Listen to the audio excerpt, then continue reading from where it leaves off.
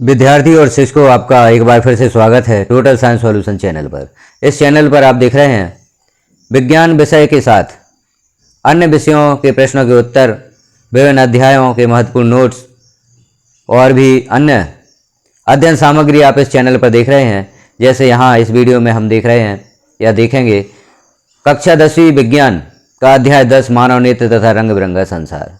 इस अध्याय के जो महत्वपूर्ण प्रश्न हैं, जो महत्वपूर्ण नोट्स हैं, इस वीडियो में हम देखेंगे। तो अध्याय 10 है कक्षा 10 का मानव नेत्र तथा रंग बिरंगा संसार। इसे हम प्रारंभ करते हैं। प्रश्न पहला है, मानव नेत्र का नामांकित चित्र बनाइए। मानव नेत्र का नामांकित चित्र आप इस प्रकार से बड़ी ही आसानी से बना सकते हैं। यहाँ जो नामांकन किया है, आप नामांकन भी देख लें, नामांकित चित्र है मानव नेत्र का। तो इस चित्र को आप बनाएं और जो जहाँ नाम दिए गए हैं उन्हें भी आप बहुत ही अच्छे से देखें, क्योंकि यह जो प्रश्न है, यह जो चित्र है, बड़ा ही महत्वपूर्ण है। बोर्ड परीक्षा 2025-26 हेतु यह प्रश्न आपको बड़ी ही सहायता कर सकते हैं परीक्षा में सफलता दिलाने हेतु। अगला प्रश्न हम देखते हैं, नेत्र की समंजन क्षमता से क्या अभिप्राय है। नेत्र की समंजन क्षमता, इसकी परिभाषा हम देखते हैं। नेत्र द्वारा पास से लेकर दूर की वस्तुओं को सुस्पष्ट रूप से देखा जाता है। ऐसा नेत्र लेंस की फोकस दूरी को समायोजन करने से होता है। नेत्र की इस समायोजन क्षमता को नेत्र की समंजन क्षमता कहते हैं। अगला प्रश्न है, स्पष्ट दृष्टि की न्यूनतम दूरी किसे कहते हैं। उत्तर होगा, स्पष्ट दृष्टि की न्यूनतम दूरी वह न्यूनतम दूरी जिस पर रखी वस्तु को एक स्वस्थ व्यक्ति स्पष्ट रूप से तथा आसानी से देख पाता है, स्पष्ट दृष्टि की न्यूनतम दूरी कहलाती है। स्पष्ट मनुष्य के लिए इसका मान 25 सेंटीमीटर होता है। जो स्पष्ट दृष्टि का मान होता है वह 25 सेंटीमीटर होता है। अगला प्रश्न है, निकट दृष्टि दोष किसे कहते हैं। यह प्रश्न वर्ष 2024 की पूरक परीक्षा में पूछा गया है। यह महत्वपूर्ण प्रश्न है। तो निकट दृष्टि दोष किसे कहते हैं, इसे हम यहाँ पर देखते हैं। जब कोई व्यक्ति पास रखी वस्तुओं को तो आसानी से तथा स्पष्टता के साथ देख पाता है, लेकिन दूरी पर रखी वस्तुओं को स्पष्ट रूप से नहीं देख पाता, तो उस व्यक्ति का दृष्टि दोष निकट दृष्टि दोष कहलाता है। अर्थात निकट दृष्टि दोष में व्यक्ति पास की वस्तुओं को स्पष्ट देख पाता है, लेकिन दूर की वस्तुओं को नहीं देख पाता, यह निकट दृष्टि दोष कहलाता है। दूरदृष्टि दोष किसे कहते हैं। तो दूरदृष्टि दोष है जब कोई व्यक्ति दूर रखी वस्तुओं को तो आसानी से स्पष्ट देख पाता है, लेकिन पास रखी वस्तुओं को स्पष्ट रूप से नहीं देख पाता है, तो उस व्यक्ति का दृष्टि दोष दूरदृष्टि दोष कहलाता है। तो दूरदृष्टि दोष में व्यक्ति दूर की वस्तुओं को, दूरी पर जो वस्तुएं रखी हैं, उन वस्तुओं को आसानी से देख पाता है और निकट की वस्तुओं को नहीं देख पाता, तो यह दूरदृष्टि दोष कहलाता है। आगे हम प्रश्न देखते हैं, जरा दृष्टि दोष या दूरदर्शिता किसे कहते हैं। वृद्धावस्था के कारण नेत्र की पेशियां कमजोर होने के कारण जब कोई व्यक्ति ना तो पास रखी वस्तुओं को स्पष्ट देख पाता है और ना ही दूर रखी वस्तुओं को स्पष्टतया देख पाता है, तो उस व्यक्ति के नेत्र दोष को जरा दूरदृष्टिता कहते हैं या जरा दूरदृष्टि दोष कहते हैं। अगला प्रश्न है, निकट दृष्टि दोष क्या है। कारण और निवारण के साथ चित्र भी बनाइए। तो निकट दृष्टि दोष, जब व्यक्ति को निकट रखी वस्तु स्पष्ट रूप से दिखाई देती है किंतु दूर रखी वस्तु को स्पष्ट रूप से नहीं देख पाता, इस दोष को निकट दृष्टि दोष कहते हैं। चित्र द्वारा भी इसे समझाया गया है। आप यह चित्र बनाकर देख लें, प्रतिबिंब कहाँ बन रहा है, नेत्र लेंस कहाँ है, नेत्र गोलक किसे कहते हैं, रेटिना क्या है, और दूर रखी वस्तु, यहाँ पर दूर वस्तु रखी गई है। तो इस प्रकार से आप चित्र बना सकते हैं। इसका कारण है नेत्र गोलक का बड़ा हो जाना। जो यहाँ दूर दृष्टि दोष या निकट दृष्टि दोष का कारण है वह है नेत्र गोलक का बड़ा हो जाना और नेत्र लेंस की फोकस दूरी का कम हो जाना। तो इस प्रकार से हमने यहाँ पर देखा निकट दृष्टि दोष। इसका निवारण हम कैसे कर सकते हैं। तो यदि अवतल लेंस बीच में रख दिया जाता है, नेत्र और वस्तु के बीच में अवतल लेंस का उपयोग किया जाए, तो इसका निवारण किया जा सकता है। इस दोष को दूर करने के लिए अवतल लेंस का उपयोग करते हैं। दूरदृष्टि दोष क्या है, इसका कारण, निवारण, सचित्र वर्णन कीजिए। तो दूरदृष्टि दोष का कारण और निवारण भी हम देखते हैं। जब व्यक्ति को दूर रखी वस्तु स्पष्ट दिखाई दे किंतु पास रखी वस्तु स्पष्ट दिखाई ना दे, तो इस दोष को दूरदृष्टि दोष कहते हैं। इसका कारण है नेत्र गोलक का छोटा हो जाना और नेत्र लेंस की फोकस दूरी का बढ़ जाना। अब इसे हम कैसे निवारण कर सकते हैं। इस दोष को दूर करने के लिए उत्तल लेंस का उपयोग किया जाता है।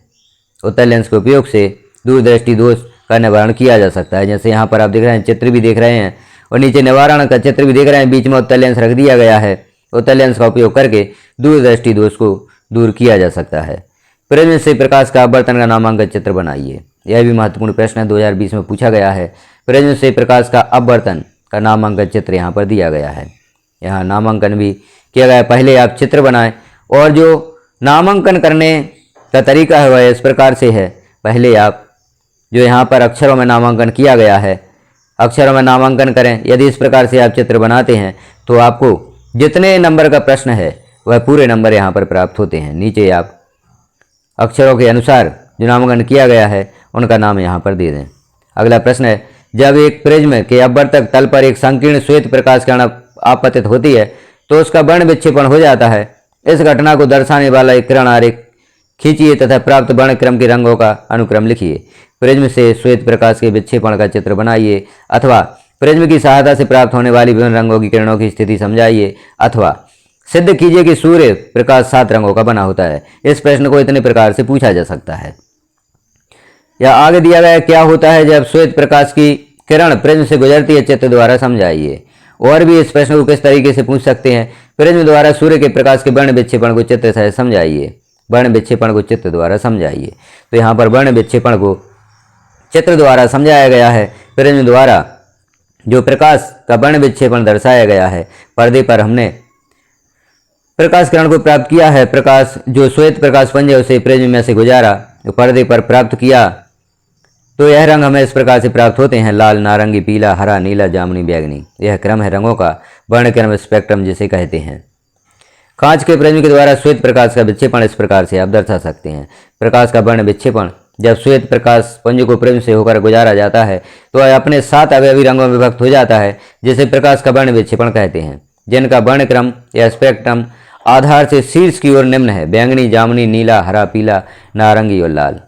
अगला प्रश्न है, कोलाइडल विलयन में प्रकाश का प्रकीर्णन का किरण आरेख बनाइए। तो यहाँ पर बीकर है, कोलाइडल विलयन है, जो यहाँ पर प्रकाश का प्रकीर्णन का चित्र है वह आप देख रहे हैं। कोलाइड विलयन प्रकाश टार्च द्वारा इस पर प्रकाश डाला गया है।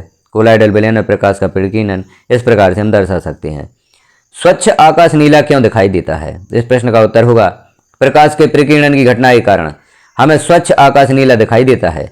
वायु में उपस्थित धूल के कण एवं अन्य कण नीले प्रकाश का तीव्रता से प्रकीर्णन कर देते हैं। प्रकीर्णित नीला प्रकाश जब हमारे नेत्रों में पड़ता है तो वह आकाश की ओर से आता प्रतीत होता है, इसलिए हमें आकाश नीला दिखाई पड़ता है। अगला प्रश्न है, हम वर्षा होने के बाद ही आकाश में इंद्रधनुष क्यों देखते हैं?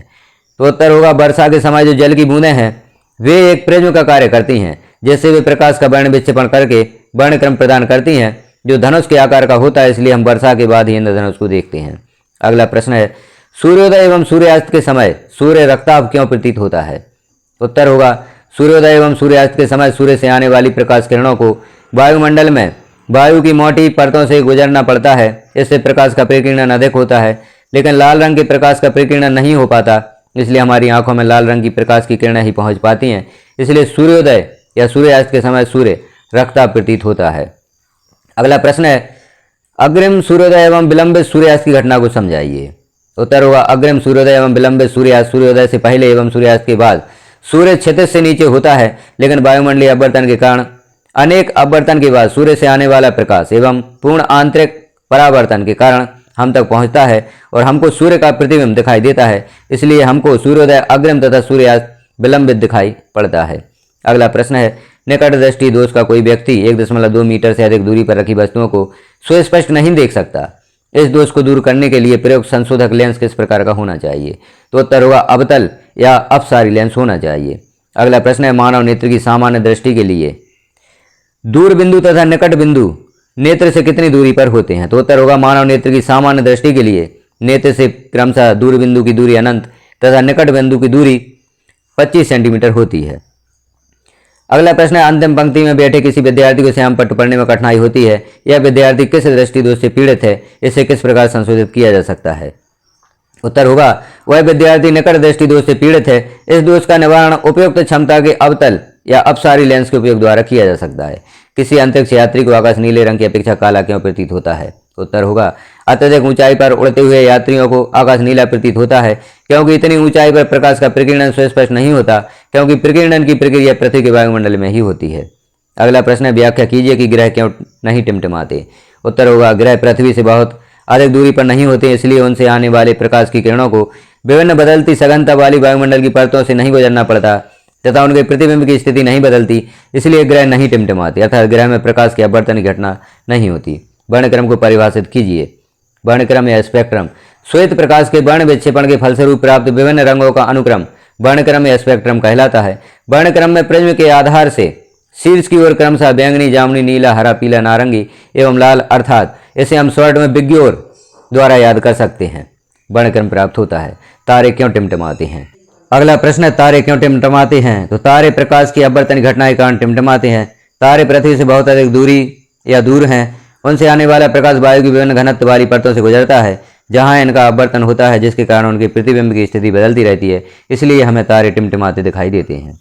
अगला प्रश्न है, स्पष्ट दृष्टि की न्यूनतम दूरी किसे कहते हैं? स्पष्ट दृष्टि की न्यूनतम दूरी वह न्यूनतम दूरी जिस पर रखी वस्तु को एक स्वस्थ व्यक्ति स्पष्ट रूप से तथा आसानी से देख पाता है, स्पष्ट दृष्टि की न्यूनतम दूरी कहलाती है। इसका मान 25 सेंटीमीटर होता है। अगला प्रश्न है, प्रकाश का प्रकीर्णन किसे कहते हैं? तो प्रकाश का प्रकीर्णन वायु में उपस्थित धुआं एवं धूल के कणों के कारण प्रकाश के विभिन्न रंग वायुमंडल में बिखर जाते हैं। प्रकाश की यह घटना प्रकाश का प्रकीर्णन कहलाती है। विचलन कोण किसे कहते हैं? अगला प्रश्न है, तो विचलन कोण होगा जब श्वेत प्रकाश की किसी प्रिज्म से होकर गुजरता है। जब श्वेत प्रकाश किसी प्रिज्म से होकर गुजरता है तब आपतित किरण को आगे की ओर तथा निर्गत किरण को पीछे की ओर बढ़ाने पर एक कोण प्राप्त होता है, जिसे विचलन कोण कहते हैं। विचलन कोण की परिभाषा एक प्रकार से और हम कह सकते हैं आपतित किरण एवं निर्गत किरण के बीच का कोण विचलन कोण कहलाता है। वर्ण विक्षेपण किसे कहते हैं? अगला प्रश्न है, तो उत्तर होगा जब श्वेत प्रकाश पुंज को प्रिज्म से होकर गुजारा जाता है तो वह अपने 7 अवयवी रंगों में विभक्त हो जाता है। प्रकाश की इस घटना को प्रकाश का वर्ण विक्षेपण कहते हैं। हम पास की और दूर की वस्तुओं को स्वच्छता के साथ देख सकते हैं, किस प्रकार समर्थ हो सकते हैं? प्रश्न है, हम पास की और दूर की वस्तुओं को स्वच्छता के साथ देख सकने में किस प्रकार समर्थ हो सकते हैं?